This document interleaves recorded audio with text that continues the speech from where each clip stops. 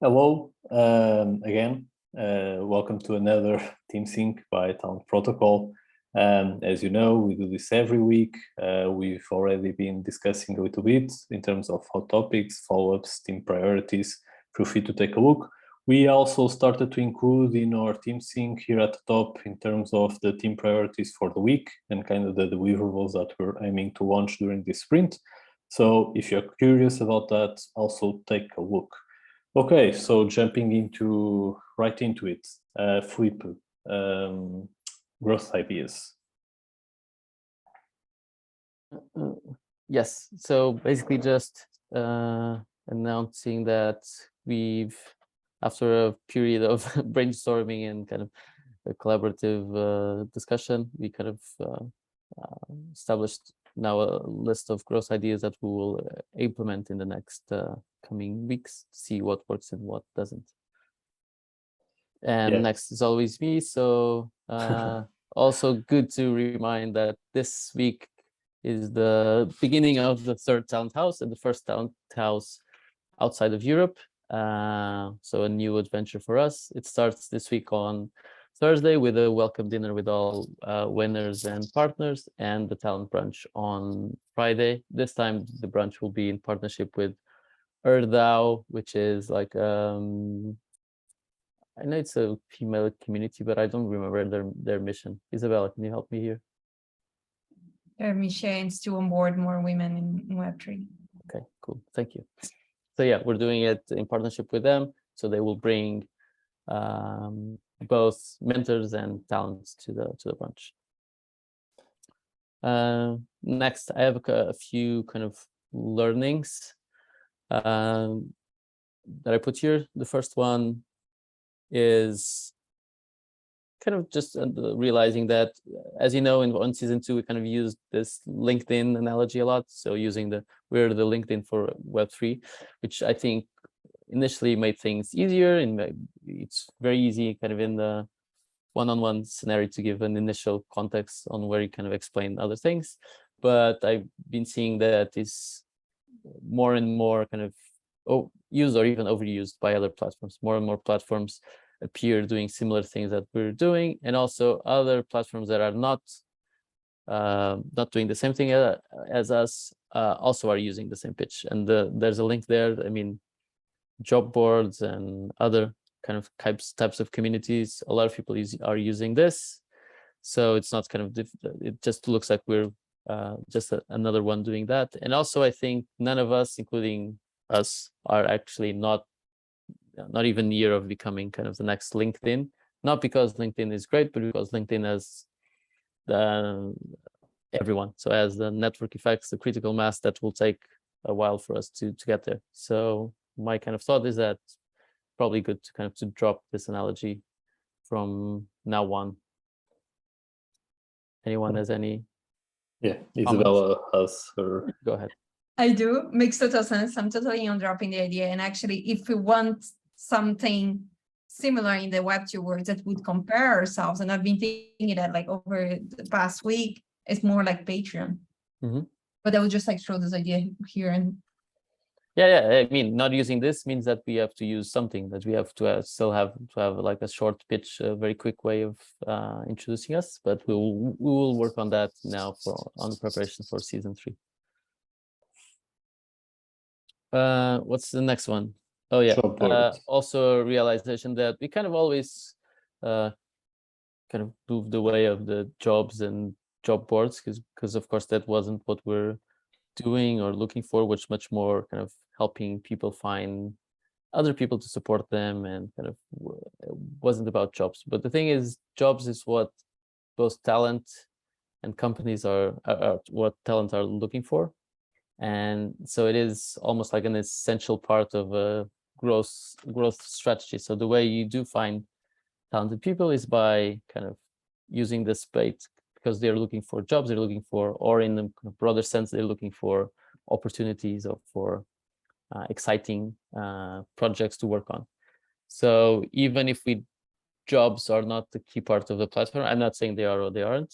I think this is will be a key part of the growth strategy, even if it is like the completely separate platform we have on the side. But I think will be important to find talent and get them into our platform. But this could be building one, this could be partnering with one, this can be acquiring one, this could be so. But I think this idea of a job board or opportunities board will be key for us to have traction. Fred, you have the comment.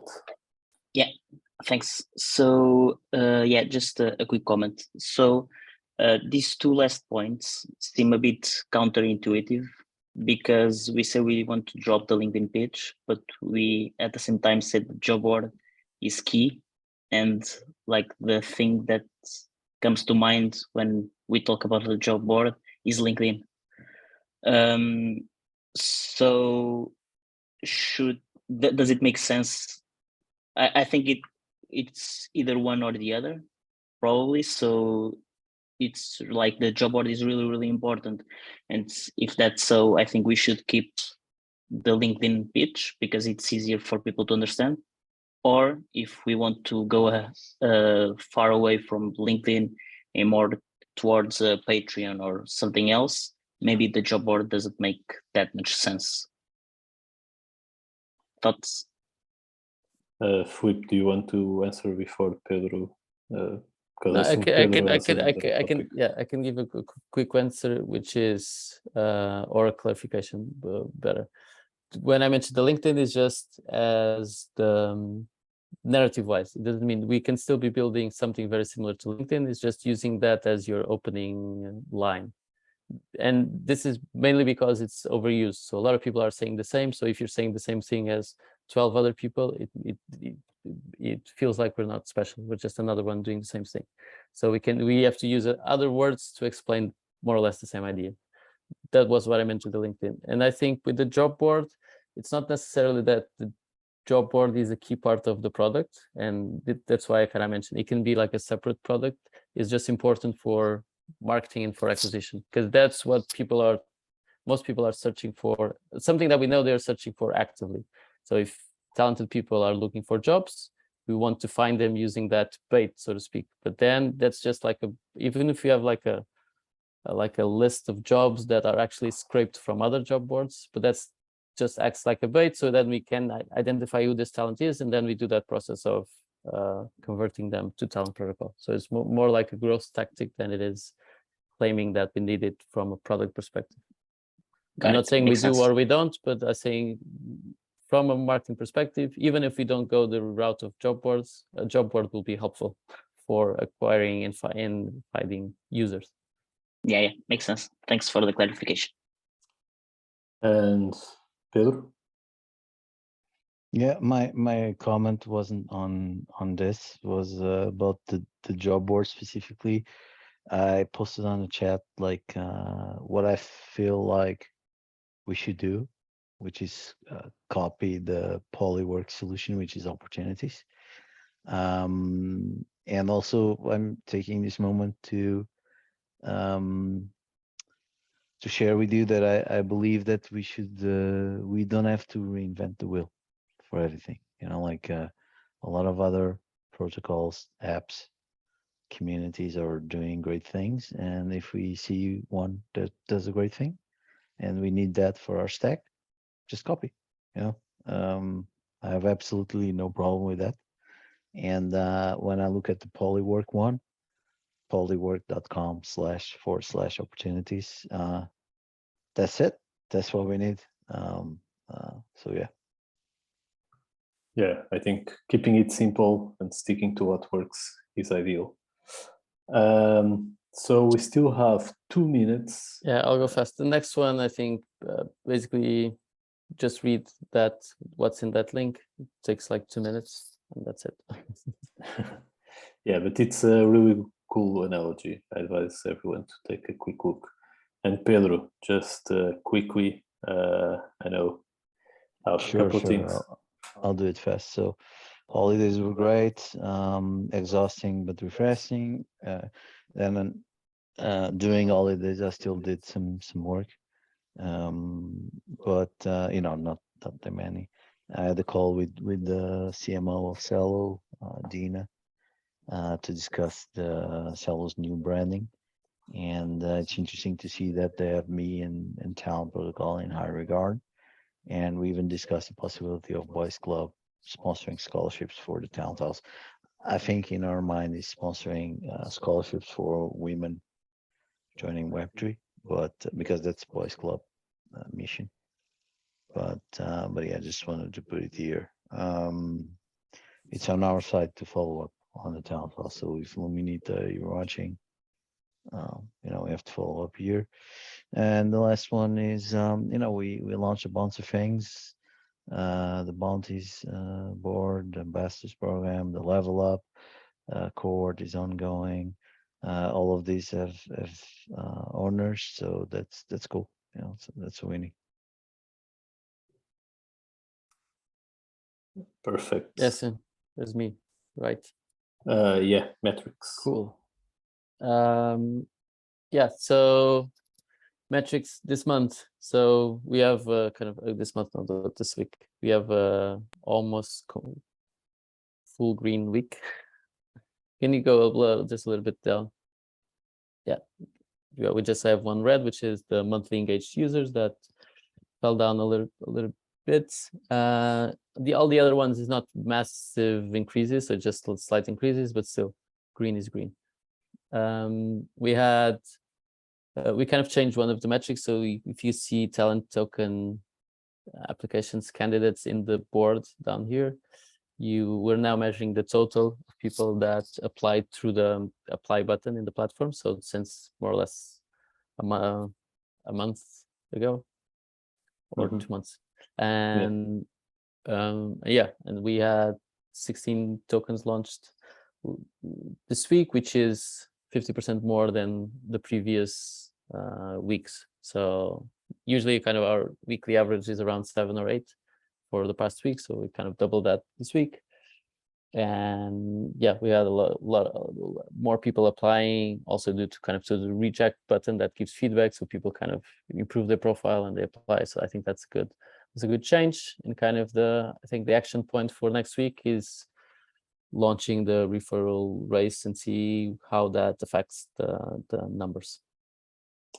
Yeah, perfect. And that's it. But it's not a race, right?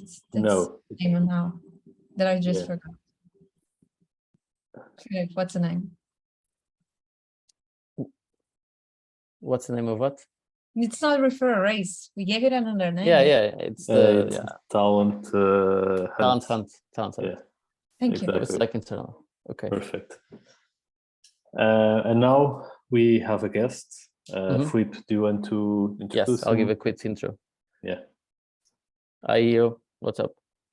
Hello, Where, everyone. Where are you? I know that you're not in that green field. No, I'm no longer in Vietnam. Greetings from Poland. It's excited to be here. Hello, everyone. Okay, I mean, I think everyone knows more or less why you're here, but I'll do a quick intro. So Io is a friend, also very curious about Web3. I think he started kind of helping us with 4-day work week when we started exploring the 4-day work week, because Io is like an expert in remote work, and it's kind of the what he does. Has the founder of Remote How, a platform that helps people work remotely, and kind of he helped us kind of start this experiment, the 4-day work week experiment. And then since he was also very curious about going deeper into Web3, we also decided to give him this task of exploring our competition, also because having a fresh perspective and a fresh eye looking at our competitors, I think would be helpful for us. And so what Io, first of all, I don't know how to pronounce your name. I just realized I called it Io, but I know it's Ivo, so Io. I go by anything that starts with I, so it's Ivo, Iwo, but yeah, it's Ivo. But what's the Ivo? Okay, It's just Ivo, like the Portuguese, so it's even easier. Yes. Ivo did, so he kind of, together we selected kind of 10 projects that are similar in a certain way to what we're trying to build, and then he did kind of analyze them, and more than just kind of showing us what what each of them has, because you can check his notes. It's much more about finding what opportunities he identified, what insights he took from looking at those 10 different projects. And yeah, is here just to share with us very briefly kind of the work that it did and those insights and opportunities, and of course telling you kind of where his notes are, so you can explore them further if you want to. Yes, absolutely. Thank you so much for the intro.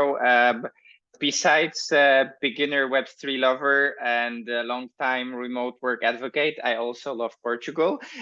So actually, we met with Pedro back in May, and yeah, talked about us actually moving to Lisbon. But that's a side story. I'm super excited to be here, and like Felipe said, I spent some time on analyzing the market. And there are a couple of news. So I will start with the good news. Obviously, you know it, but I will say that you're in the right place and you're definitely building something that makes sense.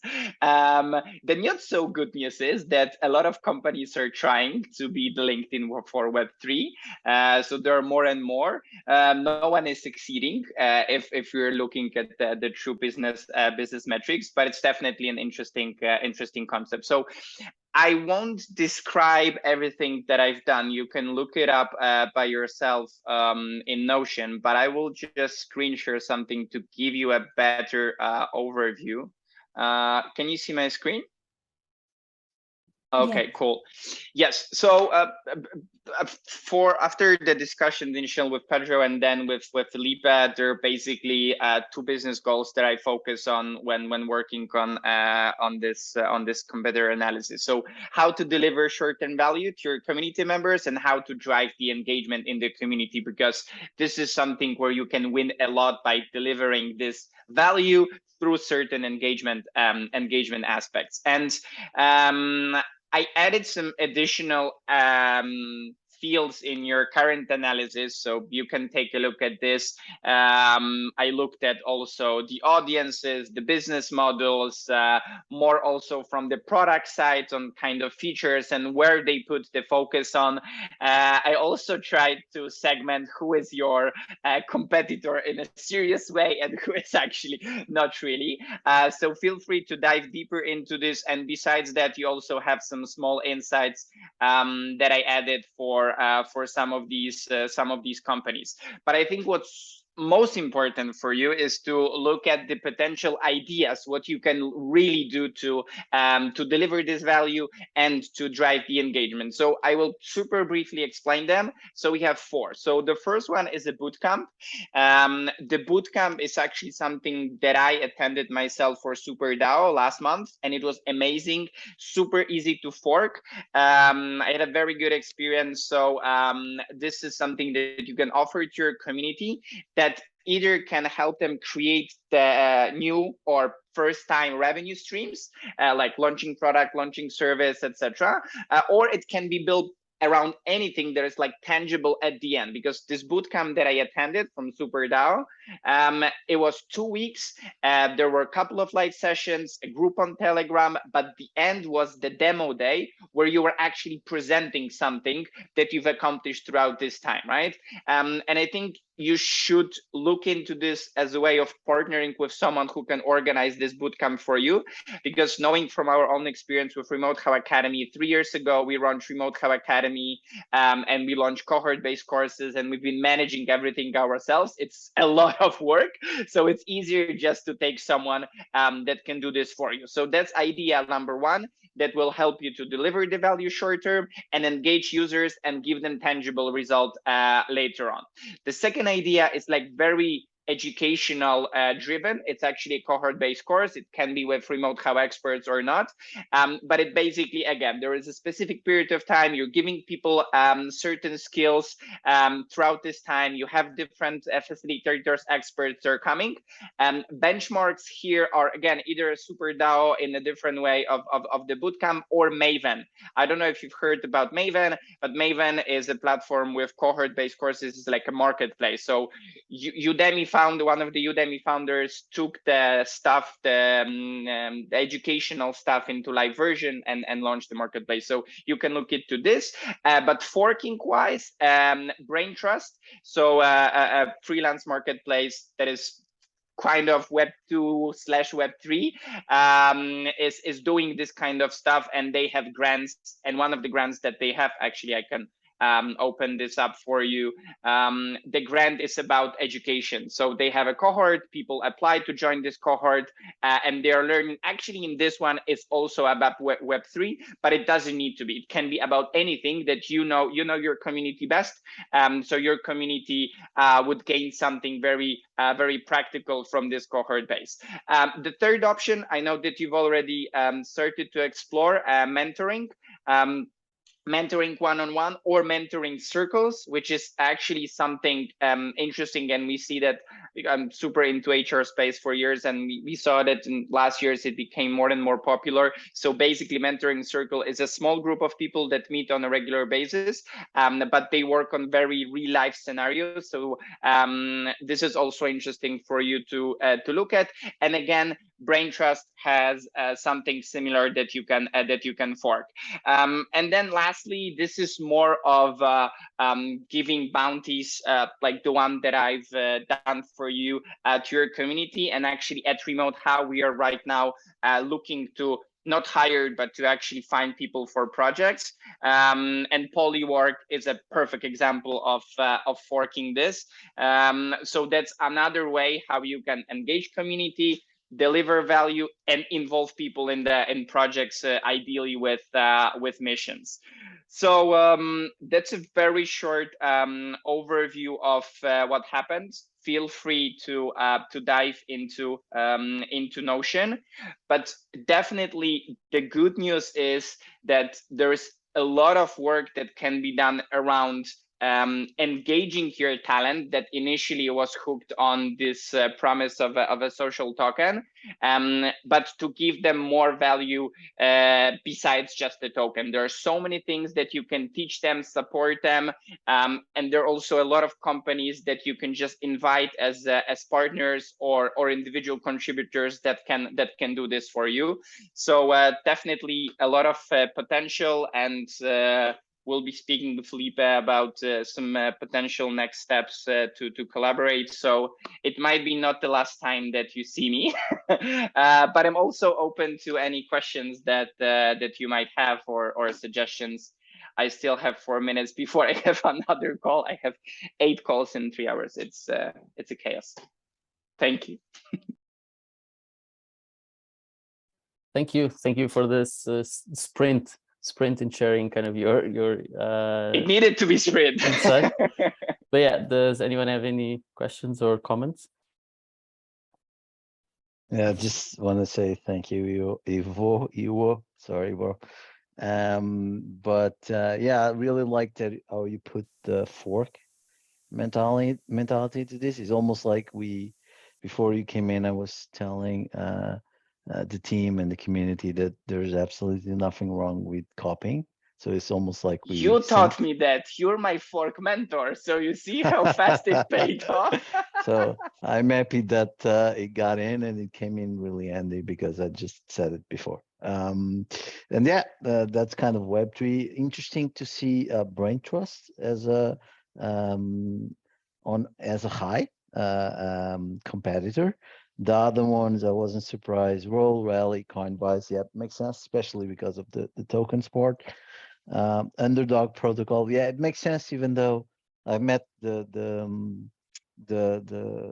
CEO there, I don't know. But yeah, definitely to keep an eye open.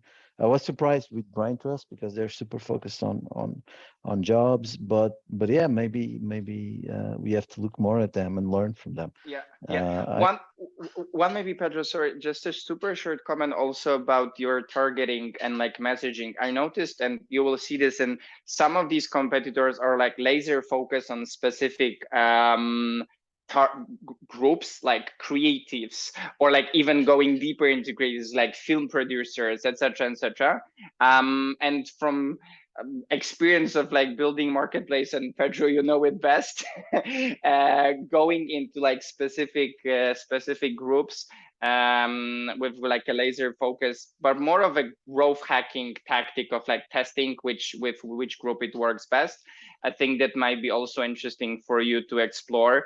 And with launching certain cohort-based course, bootcamp, whatever, it really resonates with people if it's for a specific group. Like, I don't know, you're doing this for product people or wannabe product people, or I don't know, copywriters or whatever, right? Then people feel like this is more about them, rather than the general, oh, it's for builders who want to change the world, right? They all want to do it, but then there's this common denominator. So that was just one extra comment. Sorry for changing. Yeah, good. I need to go for another sprint. Go. But thank you so much, everyone, and we'll continue with Felipe Async, and maybe see you sometime somewhere in the world. Yes. Ciao. Bye. Thanks. Thank you. Bye. All right, I think that's it. I'm going to stop the recording now.